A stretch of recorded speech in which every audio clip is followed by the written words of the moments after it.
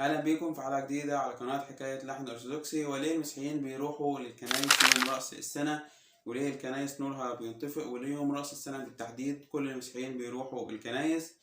هجاوبك على فضولك ده كله في الحلقه دي، لكن تابع معايا عشان هقولك كل حاجه بالتفصيل. اشترك في القناه، فعل الجرس، قولنا رايك في التعليقات تحت، ويلا بينا نعرف التفاصيل.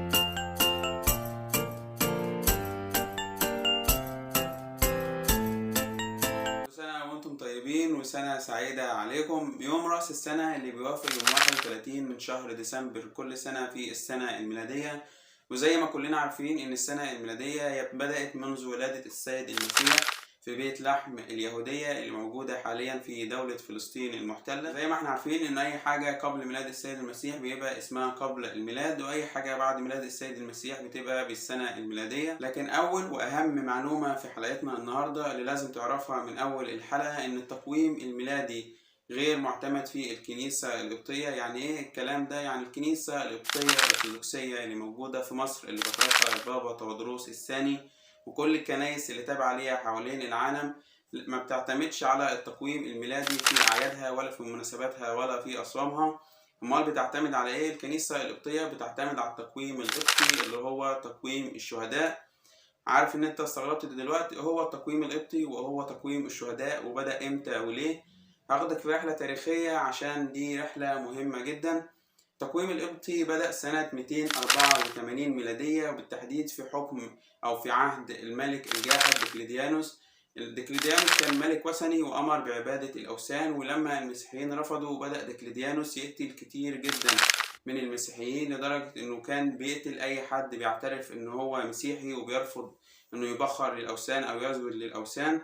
نتيجة كده مات آلاف المسيحيين في عهد الملك دقلديانوس. ولما انتهى عصر دقلديانوس الجاحد، المسيحيين خلدوا ذكرى شهدائهم وتمسكهم بإيمانهم، وقالوا إن إحنا هنبدأ تقويم جديد من أول عهد الاستشهاد اللي هو كان في عصر دقلديانوس اللي هو من سنة 284 ميلادية.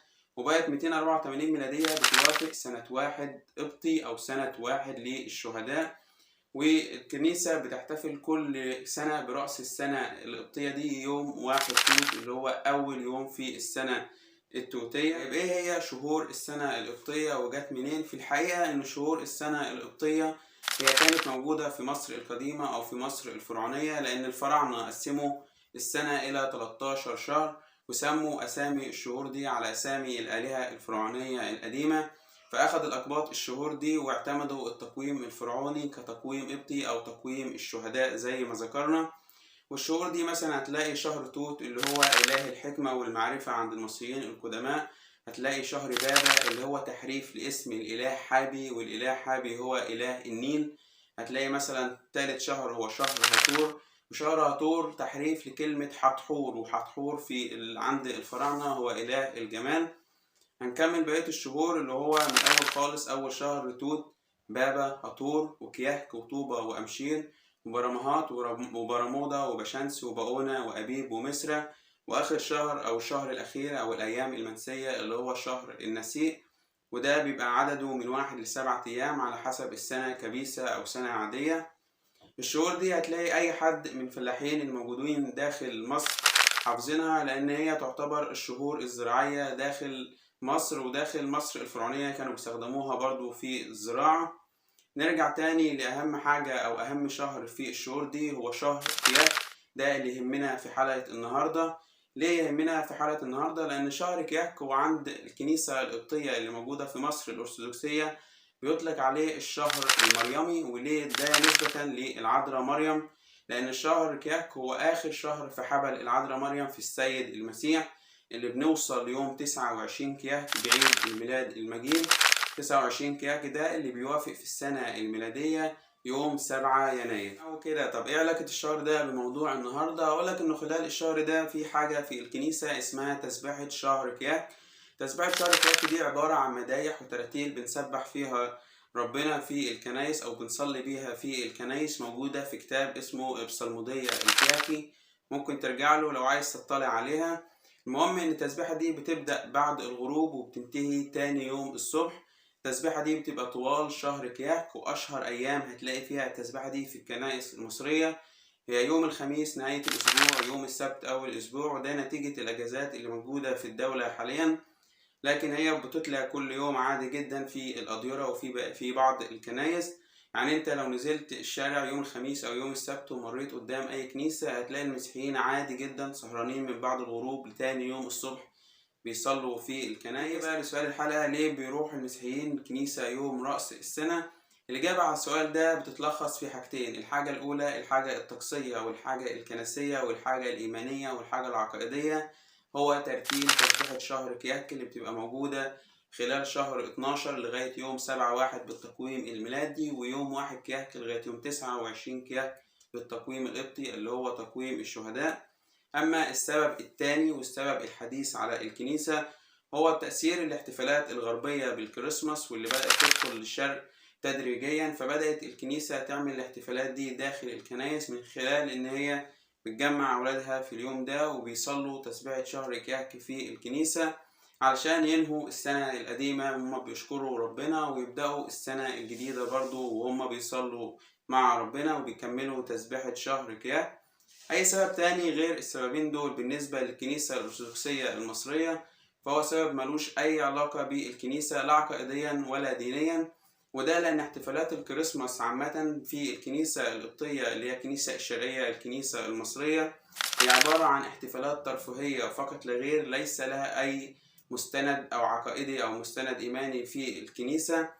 وده لأن السنة اللي معتمدة في الكنيسة اللي بتعتمد فيها على أصوامها ومناسباتها وأعيادها وبتحدد بيها كل الأشياء الخاصة بالكنيسة القبطية الأرثوذكسية سواء في مصر أو خارج مصر هي السنة القبطية اللي هي السنة الشهداء، واللي بنحتفل فيها برأس السنة القبطية يوم 1 توت من كل سنة.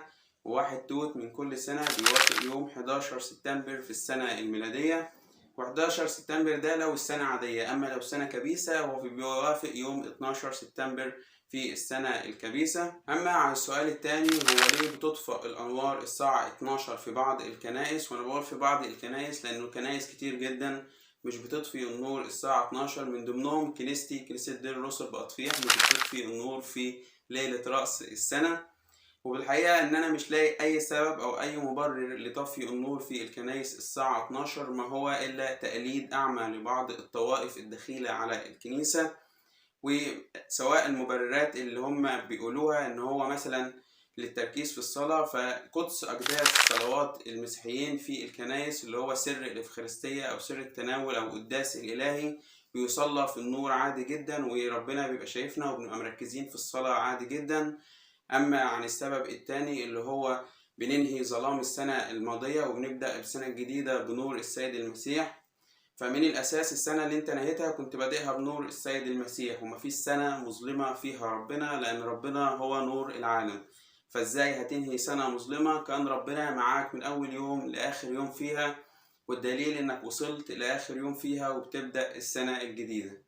فمش لاقي أي مبرر إن احنا نطفي النور الساعة 12، لا طقسي ولا عقائدي ولا مبرر عقلاني غير إن هو عبارة عن تقليد أعمى لبعض الطوائف الدخيلة وبعض الهرطقات اللي ظهرت نتيجة المهرطقين اللي ظهروا في الكنيسة. أتمنى العادة دي تنتهي من الكنيسة.